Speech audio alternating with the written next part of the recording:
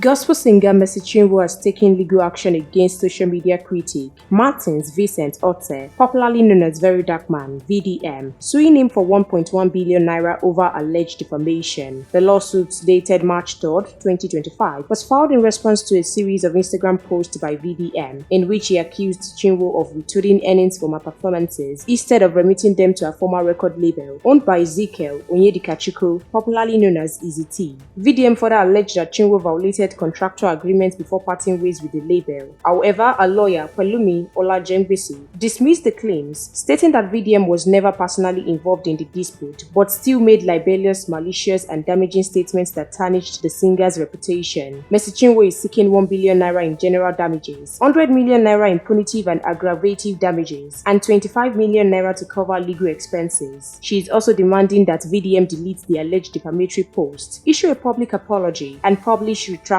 in 4 national newspapers for 14 consecutive days. The dispute between Chinwo and Easy T Concept arose from financial disagreement following a departure from the label. She accused Easy T of mismanaging approximately $345,000 from her digital platforms, an event without proper disclosure or remittance. While Easy T denied the allegations, he later called for an audit to address concerns of financial misconduct. While this new development by Mercy Chinwo has generated mixed reactions online, we will continue to keep you updated. Please stay tuned to NaijaNews TV.